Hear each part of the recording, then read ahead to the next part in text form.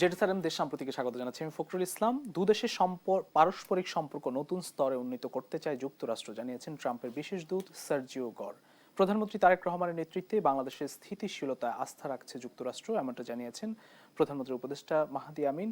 আগামী সপ্তাহে বাংলাদেশ সফর করবে যুক্তরাষ্ট্রের 25টি কোম্পানির প্রতিনিধি দল। আজকে আলোচনার মূল বিষয় ঠিক করেছি আমরা, কি বার্তা দিল সার্জিও গর। এই শিরোনামে কথা বলতে আমার সঙ্গে স্টুডিওতে দুজন অতিথি আছেন। আমি একটু শুরুতে পরিচয় করাতে চাই। আমার সঙ্গে আছেন অধ্যাপক পারভেজ করিম আব্বাসী, বিশ্ববিদ্যালয়ের শিক্ষক ও আন্তর্জাতিক সম্পর্ক বিশ্লেষক। আছেন রাহিদ এজাজ, কূটনৈতিক প্রতিবেদক, প্রথম আলো। দুজনকে স্বাগত জানাচ্ছি। আমি প্রথমে অধ্যাপক পারভেজ করিম আব্বাসী, আপনাকে দিয়ে একটু শুরু করি। বাংলাদেশ যুক্তরাষ্ট্র সম্পর্ক ইতিবাচক পথে এগোবে, দুদেশের পারস্পরিক সম্পর্ক নতুন স্তরে উন্নীত করতে চায়, এমন কথা বলেছেন ডোনাল্ড ট্রাম্পের বিশেষ দূত সার্জিও গর। তিনি বাংলাদেশ সফর করে আজকে তিনি আবার ফিরে গেলেন। মূলত আসলে কি বার্তা দিতে চেয়েছেন সার্জিও গর, আপনার বিশ্লেষণ দিয়ে শুরু করতে চাই। ধন্যবাদ। সার্জিও গর, আপনি নিশ্চয়ই জানেন যে যুক্তরাষ্ট্রের প্রেসিডেন্টের বিশেষ প্রতিনিধি দক্ষিণ এশিয়া এবং সেন্ট্রাল এশিয়া, এবং তার সাথে সাথে ওনার আবার আরেকটি আইডেন্টিটি আছে যে উনি আবার ভারতের যে এখানে হচ্ছে যুক্তরাষ্ট্রের হয়ে ওখানকার হচ্ছে উনি হচ্ছে রাষ্ট্রদূত। তো এখানে হচ্ছে যে এখানে একটা ভেরি ইম্পর্টেন্ট পোর্টফোলিও, এবং আমরা দেখেছি যে নবনির্বাচিত বিএনপি সরকারের পর এটা হচ্ছে তৃতীয়, আমি বলবো, হাই লেভেল একটা ভিজিট আসছে। তো সার্জিও গরের সাথে প্রথম হচ্ছে যে এই ভিজিটটা বাংলাদেশ এবং যুক্তরাষ্ট্রের মধ্যে আমাদের একটা মাল্টিভেক্টর, একটা মাল্টিফ্যাসেটেড একটা সম্পর্ক আছে। যুক্তরাষ্ট্র আমাদের অত্যন্ত পুরানো একটা বন্ধু রাষ্ট্র, এবং হচ্ছে যে যুক্তরাষ্ট্র হচ্ছে আমাদের সবচেয়ে বড় রপ্তানির বাজার। এটা এটা হচ্ছে ইনডিসপিউটেবল ফ্যাক্ট। গড়ে আমাদের 9 থেকে $9.5 বিলিয়ন মতো আমাদের রপ্তানি শুধু যুক্তরাষ্ট্রের বাজারেই হয়। আপনি গড় বিনিয়োগ যদি দেখেন, কিউমুলেটিভ, এখানে যে বলি ফরেন ডিরেক্ট ইনভেস্টমেন্ট, এখানে যুক্তরাষ্ট্রের কোম্পানিগুলো শীর্ষস্থানে আছে। এবং তার সাথে সাথে হচ্ছে যে আমাদের যুক্তরাষ্ট্রের সাথেও আমাদের ডেভেলপমেন্ট, আমাদের পার্টনার্সের সাথে, যেমন হচ্ছে ওয়ার্ল্ড ব্যাংক বলুন বা সে এক অর্থে বলেন এডিবি বলুন, সব জায়গায় কিন্তু যুক্তরাষ্ট্রের একটা প্রভাব আছে। এবং যুক্তরাষ্ট্রের সাথে আমাদের এই কমন এরিয়াস অফ আমাদের যেখানে হচ্ছে যে কনসার্ন আছে বা কমন এরিয়াস অফ ইন্টারেস্ট আছে, সেসব ব্যাপারে এখানে আলাপ হয়েছে। এর মধ্যে অবশ্যই আমাদের এখানে যুক্তরাষ্ট্রে আমাদের সাথে ওরা ওরা বিভিন্ন ইস্যু নিয়ে আলাপ করেছে। এক হচ্ছে রোহিঙ্গা ইস্যু, যেখানে হচ্ছে যুক্তরাষ্ট্র আমাদের সবচেয়ে বড় হচ্ছে যেখানে আমি বলবো যেখানে আমাদের সহায়তা করছে রোহিঙ্গাদেরকে। এখানে হচ্ছে যে এখানে একটা আমাদের ডিপ্লোম্যাটিক সাপোর্ট বহু বছর ধরে দিয়ে আসছে, এবং এই জন্য দেখবেন সার্জিও গর হচ্ছে কক্সবাজার এখানে গেছেন। তাছাড়াও এখানে হচ্ছে যে এনার্জি বা জ্বালানির ব্যাপারে এখানে আরও বেশি জ্বালানি বাণিজ্যটাকে আরও ত্বরান্বিত করার জন্য, বা তার সাথে সাথে হচ্ছে যে বিনিয়োগের ব্যাপারে এখানে ওই অ্যাসপেক্টগুলো ওখানে ওখানে ওরা করেছে। সিকিউরিটি আসছে, ডিফেন্স আসছে, এবং এক অর্থে এটাও ঠিক যে আমাদের প্রধানমন্ত্রী যে চীন সফরের পর এটা কিন্তু এক ধরনের ওদের মধ্যে যুক্তরাষ্ট্র এখানে যেখানে ভিজিটটা করেছে, এটাও এখানে একটা প্রতীয়মান হচ্ছে যে যুক্তরাষ্ট্র চীনের মতো সমানভাবে আগ্রহী আছে যে বাংলাদেশে তাদের প্রভাবটাকে বিস্তার করে রাখা। এবং তার সাথে সাথে যে এখানে টেকনোলজি যেগুলো নতুন আসছে, যেমন হচ্ছে সিলিকা অ্যালায়েন্সের নিয়ে এখানে বা প্যাক সিলিকা নিয়ে কথা বলা হয়েছে, বা এখন বাংলাদেশের এখানে হচ্ছে যে ফরেন পলিসি স্ট্যান্স যেটা, এগুলো নিয়ে খোলামেলা আলাপ হয়েছে। এবং এগ্রিমেন্ট অন রেসিপ্রোকাল ট্রেডের ব্যাপারেও এখানে আলোচনা করা হয়েছে। আপাতত বাংলাদেশ থেকে বলা হয়েছে যে তারা এই এই চুক্তি নিয়ে এখানে মানে আমূল পরিবর্তন করবে না, নেগোসিয়েশন করবে। এবং আমাদের জন্য একটা সুখবর আসছে একদিকে, যে আমাদের যে ট্রাভেল অ্যাডভাইজারি দেওয়া হয় স্টেট ডিপার্টমেন্ট, ওটা আপগ্রেড করা হয়েছে। এক অর্থে এটা হচ্ছে যে আমাদের বলবো যে রাজনৈতিক স্থিতিশীলতার প্রতি একটা ভোট অফ কনফিডেন্স। এবং আমরাও চাইছি যে যুক্তরাষ্ট্র থেকে আরও বেশি বিনিয়োগ হোক, এবং রপ্তানি বাজারে আমাদের উপর যে শুল্কগুলো যেগুলো আছে সেগুলো যদি আমরা নেগোশিয়েট করে কমাতে পারি। এটা যুক্তরাষ্ট্র এখানে হচ্ছে যে প্রত্যেকটি দেশেই যারা যেখানে মনে করেন ভূ রাজনৈতিক ও ভূ অর্থনৈতিক একটা গুরুত্ব রাখে, সেই সব দেশে কিন্তু হচ্ছে যুক্তরাষ্ট্র নিজের ব্যবসার জন্য, নিজের বাণিজ্যের জন্য, বিনিয়োগের জন্য, এবং হচ্ছে অবশ্য প্রতিরক্ষার কারণে, এবং চীনের প্রভাবটা অনেক অংশে কমানোর জন্য কিন্তু তারা এনগেজ করছে। সেই অর্থে আমি বলবো যে বাংলাদেশের সফরটা গুরুত্বপূর্ণ। এবং আমাদের যে শেখ হাসিনা সরকারের পতন হওয়ার পর আমাদের যে যুক্তরাষ্ট্রের সাথে সম্পর্কটা আবার রিসেট হয়েছে, এটাকে এখন হচ্ছে এটাকে আর ত্বরান্বিত করা হচ্ছে এই প্রক্রিয়াটা। ধন্যবাদ। আমি একটু যেতে চাই জনাব রাহিদ ইজাজ আপনার কাছেও। সার্জিও গোরের এই সফর, তারেক রহমানের নেতৃত্বে বিএনপির যে নতুন সরকারটি রয়েছে, এই সরকার আসলে কি বার্তা দিতে চাইলো? একই সঙ্গে যেটি জনাব অধ্যাপক পারভেজ করিম আব্বাসী বলেছেন যে বাংলাদেশে তাদের প্রভাব ধরে রাখার বাহিরেও আর কি কি ধরনের বিষয় এখানে থাকতে পারে? ধন্যবাদ। প্রথম এবং প্রধান কথা হচ্ছে সরকারের তো 6 মাস হতে চললো, এই মাসেই 6 মাস পূর্তি হবে এবং 6 মাস পূর্তির মধ্যে সার্জিও গোর তৃতীয় ব্যক্তি হলে তা ওনার গুরুত্ব বা তাৎপর্য অন্য দুজনের চেয়ে অনেক বেশি, কারণ উনি মূলত প্রেসিডেন্ট ট্রাম্পের মনোনীত এবং পুরো অঞ্চল জুড়ে যুক্তরাষ্ট্রের পররাষ্ট্রনীতি কী হবে এবং এই অঞ্চলের দেশগুলোর সঙ্গে সম্পর্কের সমীকরণটা কী হবে এটা দেখভালের দায়িত্ব ওনার, এবং ওনার সেই রিপোর্ট বা ফিডব্যাকের ভিত্তিতে হোয়াইট হাউস বা প্রেসিডেন্ট ডোনাল্ড ট্রাম্প এই পলিসিটা ঠিক করেন। তো সেই জায়গায় নীতি নির্ধারণী পর্যায়ে সবচেয়ে গুরুত্বপূর্ণ ব্যক্তি উনি, প্রেসিডেন্ট ট্রাম্প মনোনীত, এবং স্বাভাবিক এবং সঙ্গত কারণে কাকতাল বলতে পারি আমরা, যখন তার এই সফরটা আয়োজন হচ্ছে, এই সফরের ঠিক 1 মাসেরও বেশি সময় আগে প্রধানমন্ত্রী চীন ঘুরে এসেছেন। খুব স্বাভাবিক সঙ্গত কারণেই যুক্তরাষ্ট্রের সঙ্গে চীনের যে দ্বৈরথ বা প্রতিযোগিতা, সে বিষয়টা আসাটা অসঙ্গত নাই। কিন্তু মূল বিষয় হচ্ছে বাংলাদেশের সাথে স্বার্থ। এখন বাংলাদেশের সঙ্গে যে তার বহুমাত্রিক সম্পর্ক আছে, সেটা ব্যবসা বাণিজ্য, উন্নয়ন, শিক্ষা, প্রযুক্তি, প্রতিরক্ষা, এই জায়গাগুলো থেকে তার একটা বোঝার আছে যে বাংলাদেশের পররাষ্ট্রনীতি সামনে কোন পথে এগোবে এবং তার ভিত্তিতে যুক্তরাষ্ট্রের স্বার্থগুলোতে কোনো ধাক্কা লাগছে কিনা বা তার স্বার্থের কোনো হানি হচ্ছে কিনা, এটা হলো যুক্তরাষ্ট্রের দিক। আর বাংলাদেশের দিকে যদি বলি, বাংলাদেশের নতুন সরকার 6 মাস পূর্তি হতে যাচ্ছে এই মাসে, তো এমন একটা সময় তার আসাটা এই জন্যই তাৎপর্যপূর্ণ, বিশেষ করে তিনি এসে যে কথাগুলো বলে গেছেন, যেমন পারভেজ আব্বাসী ট্রাভেল অ্যালার্টের স্ট্যাটাস চেঞ্জের কথা বললেন, এটা অবশ্যই একটা ইতিবাচক এই জন্যই যে বাংলাদেশের স্থিতিশীলতার প্রতি তাদের যে প্রশাসনের একটা গুরুত্ব, সেটি তিনি কাল রাতে বৈঠকের পরেই কিন্তু নিজের এক্স হ্যান্ডেলে শেয়ার করেছেন এবং ডক্টর খলিলকেও, তার পররাষ্ট্রমন্ত্রী ডক্টর খলিলকে জানিয়েছেন। এবং এই স্থিতিশীলতা এই জন্যই আরও তাৎপর্যপূর্ণ, কারণ এটার সাথে সাথে আমরা জানি যে এ মাসের মাঝামাঝি নাগাদ যুক্তরাষ্ট্রের 25টা প্রতিষ্ঠানের অন্তত 40 ব্যবসায়ী প্রতিনিধি আসবেন, তারা ব্যবসা বাণিজ্য বিনিয়োগ এগুলো নিয়ে কথা বলবেন।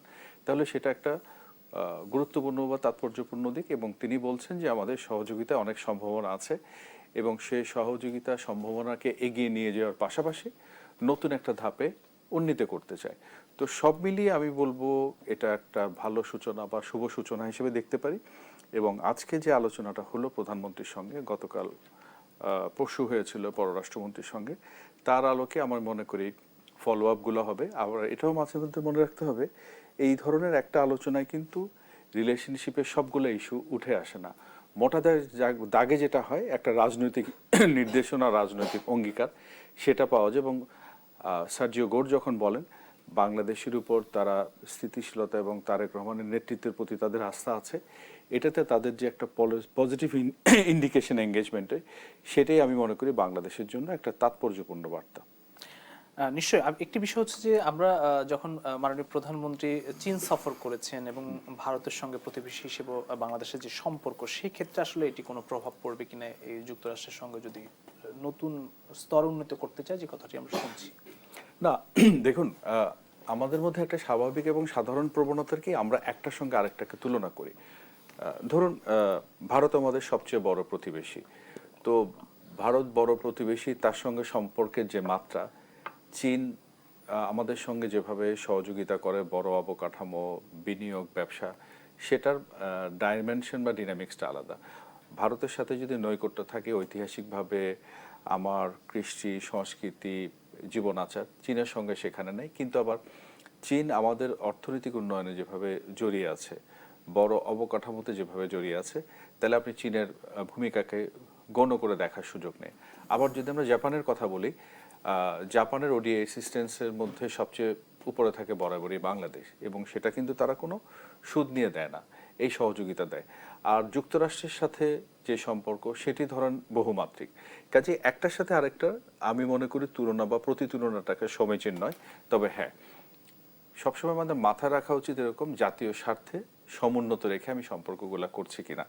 আর একটার সাথে ঘনিষ্ঠতা বা একটু ঝুঁকে পড়লো অন্যখানে সেটার প্রভাব পড়ছে কিনা সেটা তো বোঝার বা ভাবার মতো সবাই বাংলাদেশের বোধহয় হয়েছে, এবং বিশেষ করে গত 15 বছরের শাসনামল যদি কেউ শিক্ষা নিয়ে থাকে, তো সেই জায়গায় এই যুক্তরাষ্ট্র যদি নতুন ধাপে বা নতুন পর্যায়ে উন্নীত করতে চায়, তাদের দিক থেকে আশাবাদটা আসে বা অঙ্গীকারের কথা বলা হয়, এটার মধ্যে আমি দোষের কিছু দেখছি না, এবং এটাতে কোনো নেতিবাচক প্রভাব পড়ার তো কোনো কারণ খুঁজে পাই না, অন্তত আমার জায়গা থেকে আমি।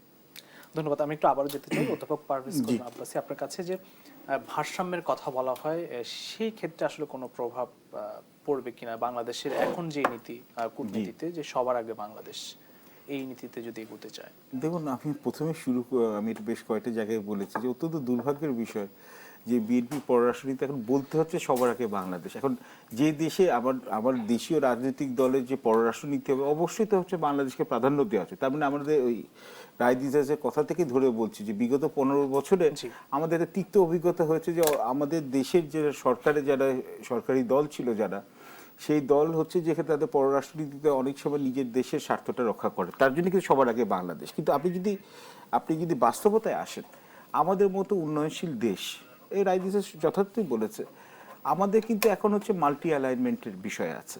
মাল্টি অ্যালাইনমেন্টটা কি? খুব সোজা কথা, আমার সবচেয়ে বড় রপ্তানি বাজার কি? যুক্তরাষ্ট্র। আমার সবচেয়ে বড় বিনিয়োগকারী যুক্তরাষ্ট্র। আচ্ছা, আমার সবচেয়ে বড় হচ্ছে যে আমার টেকনোলজি ট্রান্সফার করার কন্ডুইটটা কোথায়? যুক্তরাষ্ট্র। এবং যুক্তরাষ্ট্রের এবং হচ্ছে নেতৃত্বাধীন পশ্চিমা বাজার, ইউরোপিয়ান ইউনিয়ন, আপনি অস্ট্রেলিয়া, আপনি যদি ধরেন হচ্ছে আপনার ইউনাইটেড কিংডম, এখানে হচ্ছে যে আমাদের প্রায় 50 থেকে আমাদের 70% হচ্ছে রপ্তানি শুধু যুক্তরাষ্ট্রের বাজারে। আবার আপনি দেখুন সবচেয়ে বড় আমদানির সোর্স কোথায়? এটা হচ্ছে চীন। দ্বিতীয় বৃহত্তম আমদানির সোর্স কোথায়? এটা হচ্ছে ভারত। এবং তার সাথে সাথে আবার আপনি যদি দেখুন যে আমাদের অবকাঠামোগত বিনিয়োগে যথার্থই বলেছে রায়দিজাজ, যেখানে হচ্ছে যে চীনে আমাদেরকে হচ্ছে অল্প টাকায় কিন্তু বা অল্প সুদে কিন্তু আমাদেরকে এখানে হচ্ছে বড় আকারের প্রজেক্টে ইনভেস্ট করে, এবং জাপান হচ্ছে বড় ডেভেলপমেন্ট পার্টনার। এবং মধ্যপ্রাচ্যের দেশের সাথে তো আমাদের একটা রেমিটেন্সের একটা ব্যবসা এবং হচ্ছে প্রবাসী শ্রমিকদের একটা সম্পর্ক আছে। তো আমাদের দেশে এখানে হচ্ছে যে আমাদের দেশে এখানে হচ্ছে যে সবার সাথে বহুমাত্রিক একটা পররাষ্ট্রনীতি এখানে আমাদের এখানে বজায় রাখতে হবে, যেটা হচ্ছে আমাদের জাতীয় স্বার্থ এখানে সংরক্ষণ করে। কিন্তু যতটা বলা সহজ, এটা করাটা নিশ্চয়ই কঠিন। কেননা আমরা এটাও মাথায় রাখতে হবে যে এখন একটা নতুন একটা স্নায়ুযুদ্ধ হচ্ছে বা নিউ কোল্ড ওয়ার, এবং যুক্তরাষ্ট্র এবং চীন একজন আরেকজনের সাথে প্রতিযোগিতা এখানে নেমেছে, যেখানে কোঅপারেশন আছে, কম্পিটিশন আছে। এবং বাংলাদেশের মতো যে আপনি উন্নয়নশীল দেশগুলো আছে তাদেরকে বা হচ্ছে মাঝারি ক্ষমতার যে রাষ্ট্রগুলো আছে তাদেরকে তাদের জোটে নিয়ে আসা, এটা আপনি মনে করুন হচ্ছে ডলার এখানে একটা কারেন্সি বেস একটা স্ট্রাকচারে নিতে আসুক, প্রযুক্তিগত এখানে একটা টেকনোলজিতে নিয়ে আসুক, বা আপনার হচ্ছে যে আপনার গভর্নেন্সের ধারা যেটা হবে সেটাতে এখানে হচ্ছে দুইটা দেশের মধ্যে টানপোড়েন হচ্ছে। এবং আমাদের মতো অন্যান্য দেশের মধ্যেও কিন্তু চাপটা পড়ছে যে আমি কিভাবে দুটো বড় ব্লকের সাথে যুক্তরাষ্ট্র এবং চীন এবং ক্ষেত্র বিশেষে আমাদের ভারতকেও মাথায় রাখতে হবে এগুলোকে এখানে রাখার জন্য। তো এটা হচ্ছে অত্যন্ত চ্যালেঞ্জিং, এবং এই জন্য আমাদের ডাইনামিক ফরেন পলিসি হতে হবে এবং অ্যাডাপ্ট করতে হবে, কিন্তু রিজিড হলে চলবে না। এবং আপনি যদি পরে সুযোগ দেন আমি এখানে বলবো যে সাথে যে এখানে আচ্ছা, তাহলে আমি যেখানে এখানে আপনি দেখুন, এখানে আমি যদি একটা এক্সাম্পল দিই তাহলে এখানে জিনিসটা স্পষ্ট হয়ে যাবে দর্শকদের জন্য। সার্জিও গোর যখন এখানে কথা বলেছেন এখানে আমাদের পররাষ্ট্রমন্ত্রী এবং এখন প্রধানমন্ত্রীর সাথে, উনি কিন্তু একটা জিনিস মানে আশা ব্যক্ত করেছেন, বাংলাদেশ যাতে হচ্ছে যুক্তরাষ্ট্রের নেতৃত্বাধীন হচ্ছে প্যাক সিলিকা বা সিলিকা অ্যালায়েন্সে যাতে যোগদান করতে পারে, এটার জন্য ওরা ওখানে রাস্তা ওরা সুযোগ খুঁজবে। সিলিকা অ্যালায়েন্সটা কি? এটা হচ্ছে যুক্তরাষ্ট্রের নেতৃত্বাধীন হচ্ছে আর্টিফিশিয়াল ইন্টেলিজেন্স যেটা আছে ওটার হচ্ছে একটা এটা অ্যালায়েন্স। এটার জন্য আপনি এখানে গেলে হচ্ছে আপনার পলিসি অ্যালাইনমেন্ট করতে হবে আপনার যুক্তরাষ্ট্রের সাথে, এবং ওটার সাথে হচ্ছে আর্টিফিশিয়াল ইন্টেলিজেন্সের জন্য যা আপনার যে সেমিকন্ডাক্টর চিপস বলেন, আপনার ক্রিটিক্যাল এখানে মিনারেলস বলেন, সবগুলো হচ্ছে একই সাপ্লাই চেনে থাকতে হবে। এবং ওখানকার যারা ওই জোটের যারা এখানে মেম্বার হবে তাদেরকে কিন্তু এক প্রকারে কিন্তু ডিসকারেজ করা হয় চীনের নেতৃত্বাধীন হচ্ছে একটা জোটে জয়েন করার জন্য। এখন চীন এবং এটা খুব মানে আমি বলবো যে কাকতলীয় নাকি না, যে সার্জিও গোর এখানে ঢাকায় যখন চলে যাচ্ছেন ঠিক তখন পররাষ্ট্র মন্ত্রণালয় এখানে অ্যানাউন্স করলো যে চীনের ইনিশিয়েটিভ একটা আছে ওয়াইকো, এটা হচ্ছে world artificial intelligence cooperation organisation, এটা হচ্ছে সাংহাই বেসড। চীনের নেতৃত্বাধীন একটা আর্টিফিশিয়াল ইন্টেলিজেন্সে আবার একটা গ্রুপ আছে, যেখানে একটা জোট আছে, যেখানে হচ্ছে আর্টিফিশিয়াল ইন্টেলিজেন্সের এখানে গভর্নেন্স, স্ট্যান্ডার্ডস, নর্মস, এটার জন্য এখানে এবং এখানে হচ্ছে টেকনোলজি ট্রান্সফার এবং ক্যাপাসিটি বিল্ডিং এর একটা জোট আছে। ওখানে আমরা বলেছি আমরা অবজার্ভার ক্যাপাসিটিতে যাব।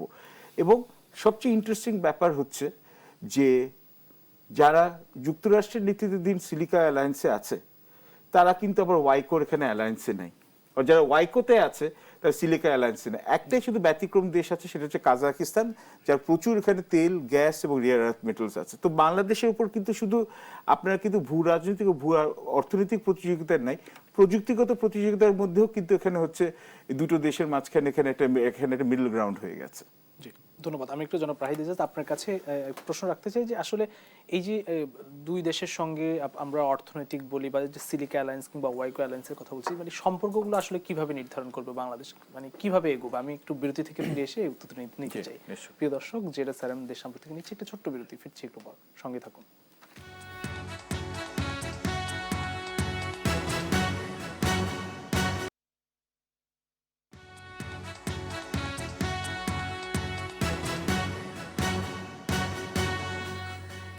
যেটা স্যার দেশ সাম্প্রতিক আরো একবার স্বাগত জানাচ্ছি। আমি জনাব রাহিদ ইজাজ। আপনার কাছে প্রশ্ন ছিল আসলে এই সম্পর্কের যে ভারসাম্য, এটি আসলে এই চ্যালেঞ্জটি আসলে কিভাবে মোকাবেলা করবে? দেখুন, খুব খোলামেলা বললে আমি এভাবে দেখি, বাংলাদেশ তো আসলে এখন পর্যন্ত রাষ্ট্র হিসেবে এত শক্তিমত্তা অর্জন করেনি যে আমরা কথাটা ইদানিংকালে হরহামেশাই বলে থাকি, এই যে ভূ রাজনৈতিক প্রতিযোগিতার জেরে ভারসাম্য রাখা, ভারসাম্য রেখে এগিয়ে যাওয়া, এই ভারসাম্য কি ঠিক আপনি এটাকে পুকুরের পানির সাথে তুলনা করবেন নাকি নদীর জোয়ার ভাটার সাথে? আমি বিষয়টা এরকম দেখি। কেন বলছি এটা? এই ভারসাম্য মানেই তো আপনি হচ্ছে একটা জায়গায় থাকলেন, কোনো দিকে হেললেন না বা গেলেন না। একটু আগে যে স্বার্থের কথা বলছি, স্বার্থের বিষয়টা যখন আসে, এখন বাংলাদেশ কি দেখবে? তার নিজের স্বার্থটা দেখবে। স্বার্থ দেখতে গেলেই তাকে কখনো একটু ঝুঁকতে হবে, আবার কখনো তাকে আবার পিছু উঠতে হবে। এইভাবে আমি দেখি, হেজিং যেটা বলে ডিপ্লোম্যাসিতে। তো এখন ভারসাম্যটা কি করে করবে? যেটা পারভেজ আব্বাস একটু আগে বলছিলেন না, যে প্যাক্স ইনিশিয়েটিভে যখন আজকে সার্জিও গর বললেন, প্রধানমন্ত্রী যখন বিনিয়োগের প্রসঙ্গে আইটি, সেমিকন্ডাক্টর এই সেক্টরগুলোর কথা বলছেন, এবং প্যাক্সটা শুরু হয়েছে 2025 ডিসেম্বরে, এবং সেই 2025-এ যেভাবে যাত্রা শুরু করলো, লাস্ট জুনে যে সামিট হলো, সামিট হওয়ার মধ্যে দিয়ে এখন যদি ভুল না করি সংখ্যাটা 20-এর উপরে, মোস্ট প্রবাবলি 24। তো এখন প্যাক্স অ্যালায়েন্সটা যেভাবে আছে সেখানে আমাদের যেমন দরকার, যেখানে কম্পিউটিং, সেমিকন্ডাক্টর, তারপরে অ্যাডভান্স ম্যানুফ্যাকচারিং যেটা এআই রিলেটেড, আরেকটা জিনিস আছে ক্রিটিক্যাল মিনারেলস বা এনার্জি, সেখানে আমাদের এআইতে, তো উনি বললেন এআইতে ক্ষেত্রে আমরা অনেক অনেক পিছিয়ে আছি। আবার কাকতালীয়ভাবে চীনের ওয়াইকোতে যখন আমাদের একই দিনে আজকে অ্যানাউন্সমেন্টটা আসলো, অ্যানাউন্সমেন্ট আসাটাকে হয়তো কাকতালীয় মনে করতে পারি, সেই জায়গায় যাওয়ার আগে বলি, আজকে এটা নিয়ে যখন রিলিজটা হলো, রিলিজটা দেখার আধা ঘন্টা পরে খোঁজ খবর নিয়ে জানতে পারলাম গত 17 থেকে 20 জুলাই সাংহাইতে যে কনফারেন্স এবং হাই লেভেল এআই গভর্নেন্স নিয়ে একটা মিটিং হয়েছিল, যেটাতে শি জিনপিং ছিলেন প্রধান অতিথি হিসেবে। তো সেই মিটিংয়ে কিন্তু প্রায় 100টার মতো দেশের এবং আন্তর্জাতিক সংস্থার প্রতিনিধি ছিলেন, এবং বাংলাদেশের তথ্য প্রযুক্তি বিষয়ক মন্ত্রণালয়ের যে দায়িত্বপ্রাপ্ত মন্ত্রী ফকির মাহবুবা নাম, তিনিও গিয়েছিলেন। অর্থাৎ তার মানে তো সরকার এটা গোপনে কিছু করেনি, দাওয়াত পেয়েছে গেছে। এখন এই যে ভারসাম্য বা করাটা, চ্যালেঞ্জটা, এই জায়গাতে খোঁজ খবর নিয়ে যেটা দেখা যাচ্ছে, এই যে কনফারেন্সে গেল, কনফারেন্স এবং হাই লেভেল মিটিংয়ে গেলেন, এটা তো নিশ্চয়ই হুটহাট কোনো বিষয় না, একটা পলিটিক্যাল বিষয় আছে। এটা এমন না যে টেকনোলজিক্যাল একটা সাপোর্ট, ইনভেস্টমেন্ট, কিন্তু এটার কিন্তু পলিটিক্যাল কিছু ইমপ্লিকেশন আছে। তো সেই ক্ষেত্রে এই ধরনের কোথাও যুক্ত হওয়ার আগে আমার মনে হয় কি অনেক বেশি থ্রেড বেয়ার ডিসকাশন দরকার। কেন দরকার? কারণ প্রত্যেকটা অর্থনৈতিক উদ্যোগ বলুন, উন্নয়নের উদ্যোগ বলুন, তার মধ্যে কিন্তু রাজনীতি থাকে, এবং বিশ্ব যেখানে প্রতি মুহূর্তে পাল্টাচ্ছে। আমি সবসময় বলে থাকি, ইরান যুক্তরাষ্ট্র যুদ্ধটা যেভাবে ইভলভ করছে, তাতে কিন্তু পুরো ওয়ার্ল্ড হিস্ট্রি চেঞ্জ হয়ে গেছে। কেউ কখনো ধারণাই করতে পারে না যুদ্ধটা কোন জায়গায় আছে। তো আমাদের মতো দেশের পক্ষে এই যে আমরা বলছি একদিকে সেমিকন্ডাক্টর, এআই, এই সেক্টরগুলোতে ইনভেস্ট করতে, আবার এই যে চীন যুক্তরাষ্ট্রের দ্বৈরতার কথা বলছি, চীন জিনিসটা কেন করছে? প্ল্যাক্সো ইনিশিয়েটিভটা করাই তো কিন্তু চায়না কন্টেনমেন্ট পলিসি, এটা তো আর গোপন কিছু না, বেল্ট অ্যান্ড রোডটা যেভাবে এসেছিল। তো এই ইনিশিয়েটিভগুলোতে যুক্ত হওয়ার আগে আমি মনে করি কি আমাদের আসলে চুলচেরা বিশ্লেষণ করা দরকার। এই জন্যই রাষ্ট্র হিসেবে আমরা এখনো সেই জায়গায় যাইনি যে সক্ষমতা আমাদের গড়ে উঠেছে। আমরা সেমিকন্ডাক্টর বলে আমি এখানে একটু থামবো। আপনার নিশ্চয় মনে আছে মালয়েশিয়া যখন প্রধানমন্ত্রী প্রথম রাষ্ট্রীয় সফরে গেলেন, তিনি কর্মসংস্থান, বিনিয়োগ, এই জায়গাতে শিক্ষা, সেমিকন্ডাক্টর এগুলো কিন্তু খুব জোরের সঙ্গে আসলো। আমরা জানি 2030-এর লক্ষ্যকে সামনে রেখে মালয়েশিয়া কিন্তু সেমিকন্ডাক্টরে অনেক এগিয়ে যাচ্ছে এবং বাংলাদেশের 11,000 শিক্ষার্থী মালয়েশিয়া এখন পড়াশোনা করছেন। তারা হচ্ছেন বিশ্বের দ্বিতীয় বৃহত্তম বিদেশি ছাত্র মালয়েশিয়ার মাটিতে। এবং মালয়েশিয়ায় যে বিশ্বের শীর্ষস্থানীয় শিক্ষা প্রতিষ্ঠানগুলো আছে সেখানে উল্লেখযোগ্য সংখ্যক ফ্যাকাল্টি আছেন বাংলাদেশের নাগরিক। তারা সেখানে পড়াশোনা করেছেন, পড়াশোনা শেষ করে কাজও করছেন, শিক্ষকতায় যুক্ত আছেন। তো আমি যদি মালয়েশিয়ায় সাথে এঙ্গেজমেন্ট, এডুকেশন, সেমিকন্ডাক্টর, আইটি, সেই জায়গা থেকে এটাকে আমি ইতিবাচক দেখি যে চীনের এটাতে আমরা অবজারভার হয়ে থাকলাম। এখন আমি চীনের ওয়াইকো ইনিশিয়েটিভে অবজারভার হয়ে থেকে যুক্তরাষ্ট্রের প্ল্যাক্সোতে যেতে পারি কিনা সেটা কিন্তু আমার ভাবার আছে। এখন প্রফেসর আব্বাসী যেটা বললেন এটা ব্যাকফায়ার করতে পারে। এটা সেখানে আলোচনা হয়েছে কি হয়নি, যত আমরা অনুমান করি এই ধরনের আলোচনা হওয়াটা অস্বাভাবিক না। তো এই সফরের পরপরে এমন একটা ঘোষণা আসলো, এটা কি হিতে বিপরীত হবে নাকি সহায়ক হবে, আমাদের বোধহয় একটু অপেক্ষা করা দরকার। কারণ 3 দিনের ট্যুরটা মাত্র আজকে দুপুরে শেষ হলো। এই ট্যুর শেষ হওয়ার পরেও তো আপনার অনেক বিবৃতি, বক্তব্য, পদক্ষেপ, সেগুলো কিন্তু আমাদের বার্তা দিবে যে সফরটা আসলে কেমন হয়েছে। কারণ হুট করে আমাদের বোধহয় এখনই এমন কোনো জেনারেলাইজ ডিসিশন আসার সুযোগ নাই যে জিনিসটা ভালো হলো কিংবা জিনিসটা খুব খারাপ হলো। ধন্যবাদ। অধ্যাপক পারভেজ করিম আব্বাসী, আপনার কাছে একটু ভিন্ন প্রসঙ্গে, যে অর্থনৈতিক এবং বাণিজ্যিক ক্ষেত্রে আমরা কিছুদিন আগে দেখলাম যে ট্যাক্সও আরোপ করেছে নতুন করে, সেই ক্ষেত্রে আসলে কোনো ইতিবাচক প্রভাব আমরা দেখবো কিনা? আপাতত তো আমরা এখানে ওই রকম আশা করব, বাংলাদেশি নাগরিক হিসেবে নিশ্চয়ই আশা করব যে এই আমাদের যুক্তরাষ্ট্র যে বেশ 60টার মতো রাষ্ট্রের উপর এখানে হচ্ছে যে 10% যেখানে ফোর্স লেবার ইম্পোর্ট, এটার উপরে ওরা হচ্ছে যেখানে একটা ট্যারিফ বসিয়েছিল। তো এখন মানে এটা আপনি যদি বলেন যে শানে নজুল হচ্ছে যে চীন থেকে যে আপনার এখানে কাঁচামাল আমদানি করা হয় বা আপনার তুলা আমদানি করা হয়, বা যেখানে হচ্ছে যে বিশেষত শিনজিয়াং বলে যে জায়গাটা আছে, যেখানে উইগার সম্প্রদায় যথেষ্ট আছে, উইগার মুসলিম সম্প্রদায় এখান থেকে, বা তিব্বত থেকে আছে, ওখান থেকে যুক্তরাষ্ট্র এবং পশ্চিমা বিশ্বের বেশ কিছু সরকারের এখানে অনেক দিনের সমালোচনা আছে চীনের সরকারের উপর, যে এখানে হচ্ছে এখানে এটা ফোর্স লেবার ক্যাম্প দ্বারা এখানে হচ্ছে, বা ওখানে হচ্ছে যে ওদের লেবার রাইটসকে এখানে ভায়োলেট করা হয় এবং তার জন্য এটার উপর 10% ট্যারিফ এটা ইম্পোজ করেছে। অনেকে আবার এটাও মনে করে যে সুপ্রিম কোর্টে যেহেতু ডোনাল্ড ট্রাম্পের যে ট্যারিফগুলোকে আনকনস্টিটিউশনাল ডিক্লেয়ার করা হচ্ছে, তো এটার জন্য ওই ট্যারিফগুলোকে ওখানে অ্যাড আপ করার জন্য ওখানে হচ্ছে 10% ট্যারিফটাকে আবার নতুন করে অ্যাড করা হয়েছে। কিন্তু দেখুন আমাদের কিন্তু এখন আমরা বলছি যে আমরা এখন হচ্ছে বাইল্যাটারাল নেগোসিয়েশন করে ওখানে আমরা এটাকে সমাধান করব 10% ট্যারিফটা, এবং আমাদের এটার উপরে যে সেকশন এখানে যেখানে ইউএসটিআর এর যেখানে একটা ইনভেস্টিগেশন করা হয়েছে, পাবলিক হিয়ারিং হয়েছে, ওখানে কিন্তু আমরা যাই নাই ওখানে হিয়ারিং এর সময় ওয়াশিংটন ডিসিতে। তো আমরা বলছি যে আমরা বাইল্যাটারাল নেগোসিয়েশন দিয়ে সমাধান করতে পারবো। কিন্তু দেখুন আমাদের যদি আমাদের প্রতিবেশী রাষ্ট্রগুলো দেখুন, যেমন শ্রীলঙ্কা এবং ভারত, এবং এক অর্থে কিন্তু রেডিমেড গার্মেন্টস ওরা কিন্তু আমাদের প্রতিযোগীও বটে, ওরা কিন্তু আমি দেখলাম যে বিগত এক সপ্তাহের মধ্যে দুটো দেশই ওরা বলেছে যে আমরা ফোর্স লেবার যেখান থেকে ফোর্স লেবারের অ্যালিগেশন আছে সেখান থেকে আমরা ইম্পোর্ট করবো না, ইম্পোর্টটা ব্যান করে দেবে। এটা কেন করলো? যাতে এই যে শুল্কটা যাতে ওদের উপর ওটা নেগোশিয়েট করতে পারে, যে আমরা যুক্তরাষ্ট্রের সাথে আমরা অ্যালাইন্ড আছি, যাতে হচ্ছে ডোনাল্ড ট্রাম্পের যে ট্যারিফ ওয়ারে এখানে খড়গটা আমাদের উপর না পড়ে। আমাদের এরকম একটা ইনিশিয়েটিভ নেওয়া উচিত ছিল, এবং অবশ্যই এইটা একটা এক্সপ্লোরেটরি মিটিং, কিন্তু আমাদেরও যুক্তরাষ্ট্রের সাথে নেগোশিয়েট করা উচিত বা এনগেজ করা হতে, যে আমাদের শুধু এটা না, শুধু শুল্কর ব্যাপারে না, আমরা অ্যাগ্রিমেন্ট অন রেসিপ্রোকাল ট্রেডের ব্যাপারেও আমাদের কিন্তু বেশ কয়েকটা জায়গায় মেনশন আছে যে নন মার্কেট ইকোনমি, যে যদি আমরা নন মার্কেট ইকোনমি যখনই বলি কোট আনকোট এটা বোঝাচ্ছে চীনের ব্যাপারে, যে চীন থেকে এমন কোনো প্রযুক্তি বা এমন কোনো সমরাস্ত্র আমরা এখানে আমদানি করব না যেটা হচ্ছে যে যুক্তরাষ্ট্রের এখানে জাতীয় স্বার্থ বা নিরাপত্তার এখানে হচ্ছে পরিপন্থী, তাহলে হচ্ছে যে এখানে চুক্তিটা রদ হয়ে যাবে। এবং আপনি যদি শুধু আমি একটা কথা রাইদিসের সাথে এখানে বলি, যেখানে আসলে আমরা যে কোনো জোটে যাই, এটা সামরিক জোট হোক, অর্থনৈতিক জোট হোক, যেমন হচ্ছে যে আপনি যে আমরা এখানে ওয়াইকোতে অবজারভার স্টেটাসে যাচ্ছি, ওয়াইকো এবং সিরিকা প্যাক সিরিকা অ্যালায়েন্স কিন্তু পুরোপুরি সম্পূর্ণ ভুল, মানে সম্পূর্ণ বিপরীত মুখী দুটো জোট। একটা হচ্ছে সফটওয়্যার নিয়ে, মানে রুলস আর নিয়ম নিয়ে, আরেকটা হচ্ছে হার্ডওয়্যার নিয়ে, যেটা হচ্ছে প্যাক সিরিকা। কিন্তু পশ্চিমা বিশ্বেও কিন্তু এই ওয়াইকোর পরিবর্তে কিন্তু আরো বেশ কিছু অল্টারনেটিভ আছে।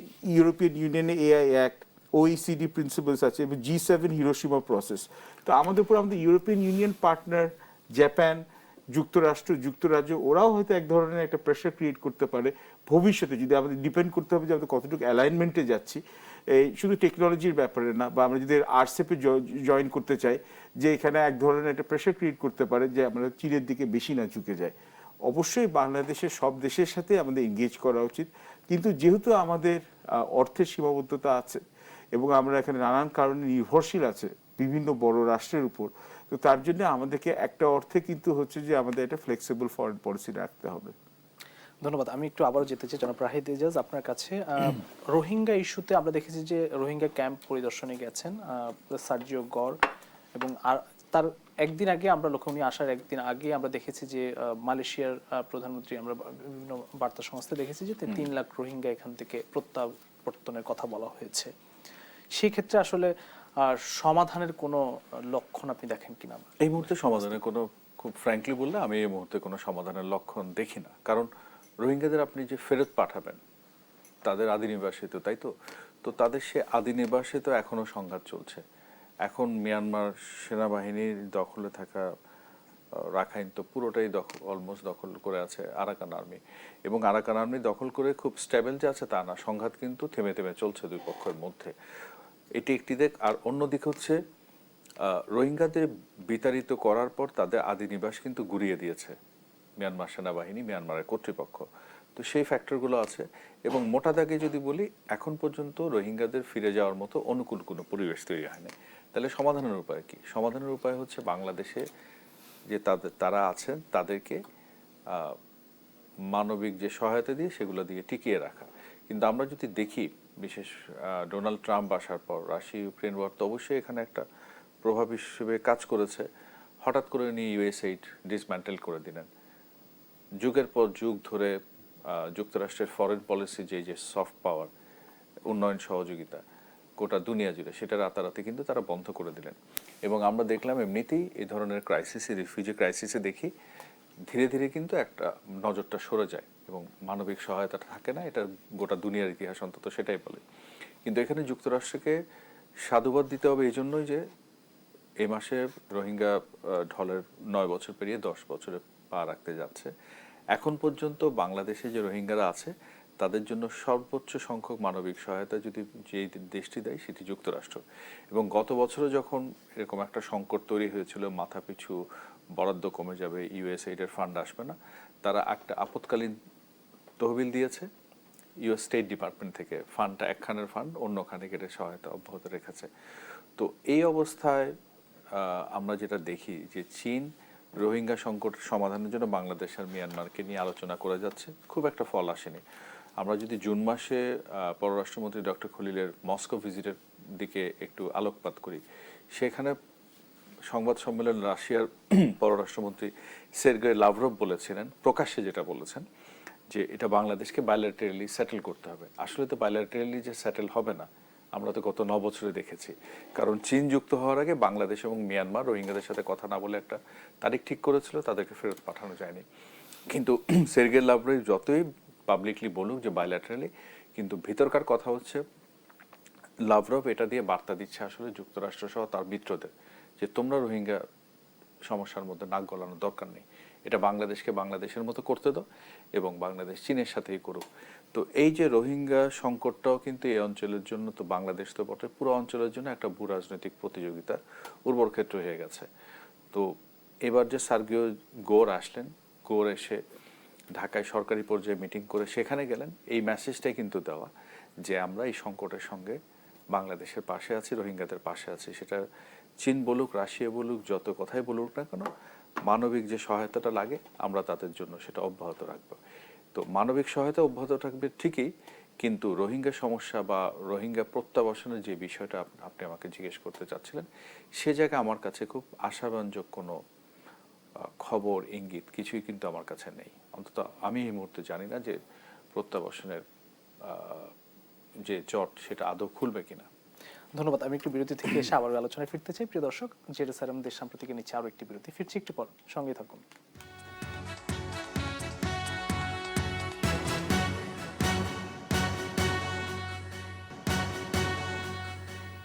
জেরুসালেম দেশ সাম্প্রতিক আরো একবার স্বাগত জানাচ্ছি। আমি অধ্যাপক পারভেজ করিম আব্বাসী। আপনার কাছে আসলে রোহিঙ্গা ইস্যু নিয়ে একটু কথা বলতে চাই যে আসলে এখানে এখন পর্যন্ত কি রাজনীতি দেখেন আমরা। মালয়েশিয়ার পক্ষ থেকে মালয়েশিয়ার প্রধানমন্ত্রী বলছেন যে তিনি 3 লাখ রোহিঙ্গা ফেরত নেওয়ার ব্যাপারে তার সঙ্গে কথা হয়েছে মায়ানমারে, এবং সার্জিও গর তিনিও সফর করেছেন। দীর্ঘদিন ধরে আসলে ইস্যুটি কিন্তু জিয়ে আছে, কোনো সমাধানের পথ দেখেন? মানে দুর্ভাগ্যজনকভাবে আমারও ব্যক্তিগত অভিমত হচ্ছে যে এই রোহিঙ্গা সমস্যার অচিরে সমাধান হবে না। 10 বছর প্রায় পার হতে যাচ্ছে, আরো 10 বছরে হবে না। কারণটা কি? এটা হচ্ছে অত্যন্ত কমপ্লিকেটেড। প্রথমত হচ্ছে রোহিঙ্গাদেরকে ওদের এখানে হচ্ছে আমও গেছে, ছালাও গেছে, কেন ওদের কোনো এখানে কুল নাই। কেন ওদের সাথে কিন্তু যখন রোহিঙ্গাদের সাথে যখন আপনার এই নর্থ রাখাইন স্টেটে যখন দাঙ্গাগুলো বাঁধলো, আমরা অনেক সময় ভুলে যাই তাদের দাঙ্গাগুলো লিখেছিল কিন্তু বৌদ্ধ ধর্মাবলম্বী রাখাইন সম্প্রদায়ের সাথে, যারা এখন হচ্ছে আরাকান আর্মি এখানে হচ্ছে এখান থেকে হচ্ছে তারা হচ্ছে এখানে সমর্থন পায়। এবং তারপর হচ্ছে যে অবশ্যই এখানে টাটমালাও এর সাথে জড়িত ছিল।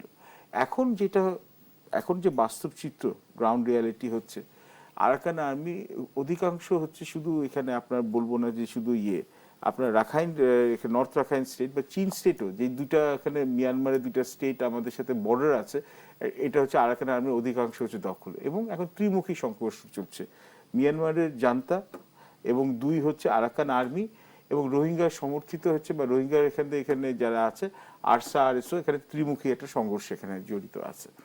এবং আরাকান আর্মির কিন্তু হচ্ছে যে আমার মনে হয় ওদের সহনশীলতা আমার মনে হয় জান্তার চেয়েও কম রোহিঙ্গাদের বিষয়। এটা হচ্ছে 1। 2, চীনের হচ্ছে যে এখানে আপনার মনে থাকতে পারে যে সিমেক বলে একটা বড় এখানে বেল্ট এন্ড রোডের একটা ইনিশিয়েটিভের একটা কম্পোনেন্ট কিন্তু হচ্ছে এই মিয়ানমারে হয়েছে। তো এখানে হচ্ছে যে চায়না মিয়ানমার ইকোনমিক কোঅপারেশন, এর মধ্যে হচ্ছে রাখাইন স্টেটে চিয়াকপু বলে ডিপ সি পোর্ট করেছে, যে ডিপ সি পোর্টটা ওরা হচ্ছে ব্যবহার করতে চায়। কেন ওরা ভাবছে 2027 সালে তাইওয়ানের ব্যাপারে যদি চীন যদি বলে যে রিউনিফিকেশন পলিসি পারসিউ করে, তাইওয়ানকে ওরা বলে ব্রেক অ্যাওয়ে রেনেগেড প্রভিন্স। তো এবং তখন প্রেসিডেন্ট শি জিনপিং বলেছে 2027 বা 2028 সালে চায়না চেষ্টা করবে হচ্ছে তাইওয়ানকে রিউনাইট করতে through all possible means, preferably peaceful means. এটার জন্য কিন্তু হচ্ছে এক ধরনের তাইওয়ানের সাথে এখানে একটা টেনশন আছে। তো মালাক্কা স্ট্রিট দিয়ে যেখানে হচ্ছে চীনের অধিকাংশ এখানে হচ্ছে আমদানি হয়, তেল, তারপর এক্সপোর্ট যতগুলো বের হয়, ওটা হচ্ছে যে যুক্তরাষ্ট্র কেটে দিতে পারে তার মিত্র রাষ্ট্রদের দ্বারা। খুব ছোট করে বলছি, সংক্ষিপ্ত করে, তো সিঙ্গাপুর, মালয়েশিয়া, ওই দিকে মালাক্কা স্ট্রিট। ওটার অল্টারনেটিভ হিসাবে চিয়াকপু পোর্ট কিন্তু এখানে বিনিয়োগ করা হয়েছিল। যে চায়না বলেছে যে এখান থেকে হচ্ছে ওরা তেল আর গ্যাসের পাইপলাইন আছে আপনার আপনার এই যে রাখাইন স্টেট থেকে ইউনানে চলে যায়। তো এখন ওই জায়গাতে হচ্ছে চীনের একটা সেন্সিটিভিটি আছে। তার জন্য দেখবে যে মিয়ানমারে ওরা, এটা একটা অদ্ভুত একটা অবস্থা যে মিয়ানমারে ওরা একদিকে হচ্ছে যে আপনার তাতমাদার সাথে, একদিকে হচ্ছে যে এনএলডি যেখানে আছে, যে অনসুচির যে এখানে রাজনৈতিক দল এবং যতগুলো এথনিক আর্মড অর্গানাইজেশন আছে, সবাইকে অস্ত্র কিন্তু চীনই সরবরাহ করে এবং চীন প্রত্যেকের সাথে আলাদা রাজনৈতিক সম্পর্ক আছে। রাশিয়ার কিন্তু হচ্ছে যে লার্জেস্ট হচ্ছে আর্মড সাপ্লায়ার টু হচ্ছে মিয়ানমারে যে আপনার তাতমাদার যত যে আপনার এখানে অফিসাররা আছে বেশিরভাগ কিন্তু ট্রেনিং হয় হচ্ছে রাশিয়াতে।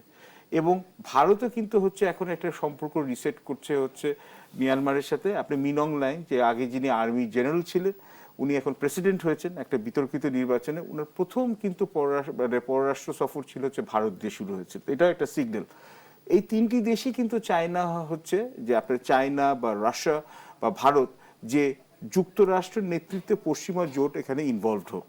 কেন এটার জন্যই মনে করে হচ্ছে যে মিয়ানমারের একটা অংশ হয়তো ভেঙে যেতে পারে, ভারতের যে নর্থ ইস্ট ইন্ডিয়ান স্টেটসগুলো আছে সেখানেও এক ধরনের একটা সিকিউরিটি থ্রেট আছে।